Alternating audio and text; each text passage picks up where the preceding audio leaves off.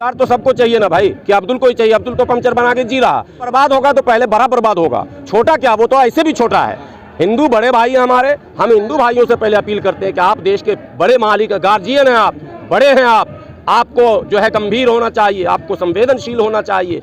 आपको कोई भी निर्णय लेते समय अपने छोटे भाइयों के भावनाओं का भी आदर करना चाहिए, ताकि छोटे भाई भी बड़े भाई का सम्मान करते रहें। अभी तक कहा जाता है कि मैं कह रहा हूँ यहाँ क्या हो रहा, माइंड हैक किया जा रहा और ये अब्दुल को टाइट किया जा रहा।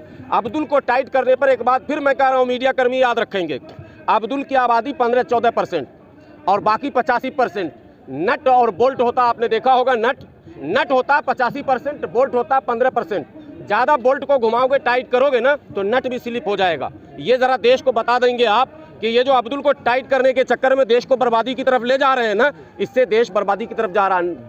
नट को ज़्यादा टाइट मत कीजिए। अब्दुल पंचर बनाकर भी पढ़ लेगा, देश की सेवा कर लेगा। अब्दुल ही अब्दुल हमीद पैदा कर देगा, अब्दुल ही APJ अब्दुल कलाम पैदा कर देगा। मगर भगवान के लिए, ईश्वर के लिए, अल्लाह के लिए देश को विकास की मार्ग पर ले जाइए। धर्म और जाति की राजनीति में उलझाकर और अनर्गल मुद्दों पर बहस करके सदन का समय बर्बाद न किया जाए। सदन में सकारात्मक बहस की आवश्यकता है। सदन में आज चीन में फिर कोरोना फैल रहा है, आप फिर बैठे हुए हैं, पहले भी कोरोना फैला था चीन में, फिर आप बैठे हो तो फिर किसी अब्दुल को आप टोपी चढ़ा देंगे कि यही फैला रहा। नहीं, आपको सचेत होने की आवश्यकता है, आपको सावधान होने की आवश्यकता है। वैक्सीन पर बहस खत्म हो चुकी, स्वास्थ्य पर फिर कोई बात नहीं हो रही है। वो तमाम बातें, वो तमाम दृश्य जो कोरोना काल में आपने देखे थे, वो फिर आप भूलते जा रहे हैं। देश के लोगों, भुलाओ नहीं, आपको वो दृश्य याद रखना होगा। मकसद क्या है इसके पीछे? भूपेंद्र पटेल जी पूरी तैयारी कर चुके हैं गुजरात में।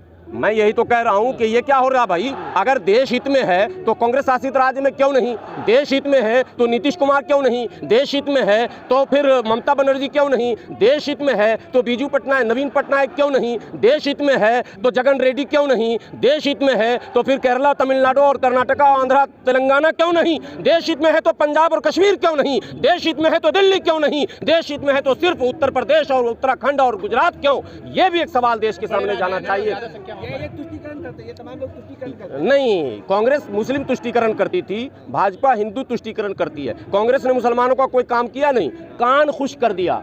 भाजपा भी हिंदुओं का कोई कल्याण नहीं करेगी, कान खुश कर देगी। रोजगार तो सबको चाहिए ना भाई, कि अब्दुल को ही चाहिए। अब्दुल तो पंचर बना के जी रहा। रोजगार तो देश को चाहिए, और देश बड़े भाइयों के का है, हिंदुओं का है। अगर तो उन्हें इनकी चिंता होनी चाहिए कि हमें रोजगार, शिक्षा, स्वास्थ्य, इस पर हमें बहस करनी चाहिए। मतलब आप कैसे बात कर रहे हैं? देश आपका नहीं है क्या? नहीं, हमारा बड़े भाइयों का पहला, बड़े भाइयों का पहले, हम छोटे भाई हैं। ये कैसी बात? बिल्कुल, पहले बड़ों का। देखिए, बर्बाद होगा तो पहले बड़ा बर्बाद होगा। छोटा क्या, वो तो ऐसे भी छोटा है। हिंदू बड़े भाई हैं हमारे, हम हिंदू भाइयों से पहले अपील करते हैं कि आप देश के बड़े मालिक गार्जियन हैं, आप बड़े हैं, आपको जो है गंभीर होना चाहिए, आपको संवेदनशील होना चाहिए।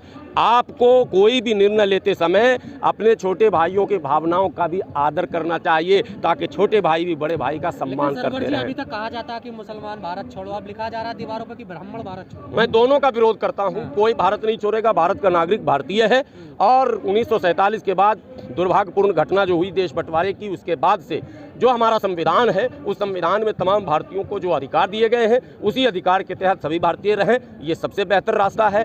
तुम छोड़ो, तुम छोड़ो, तुम भागो, तुम लड़ो, घर फूटा गंवार लूटा, ये गांव में हम लोग के कहावत है। अगर हम आपस में ऐसे लड़ते रहेंगे तो विदेश में हमारा मजाक उड़ने लगेगा।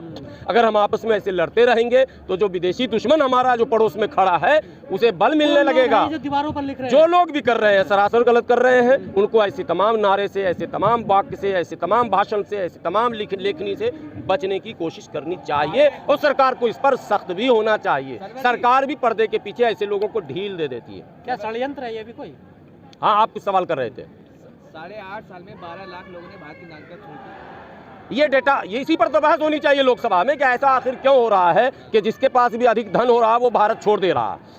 तो अगर धनवान लोग भारत छोड़ देंगे तो इसका मतलब भारत का धन लेकर भागेंगे, तो भारत को कंगाल करने की योजना चल रही है इसका मतलब। तो इन सब चीज़ों पर तो बहस देश में होनी चाहिए, सदन में होनी चाहिए कि आखिर लोग नागरिकता क्यों छोड़ रहे हैं, आखिर लोग नफरत क्यों फैला रहे हैं, आखिर लोग घृणा क्यों फैला रहे हैं, आखिर एक दूसरे को भगाने, मारने, काटने की बात क्यों कर रहे हैं। क्यों नहीं प्यार, प्रेम, सद्भाव के साथ, भाईचारे के साथ आपस में मिलजुल कर एक मुट्ठी बनकर सबका जो अधिकार संविधान में है सबको देते हुए, किसी का अधिकार हनन करते हुए नहीं, किसी को अपमानित करते हुए नहीं, किसी को छोटा दिखाते हुए नहीं, बल्कि एक परिवार, एक मुट्ठी की तरह इस देश को हम आगे लेकर अगर जाएंगे तो निश्चित रूप से हम विश्व गुरु बनेंगे।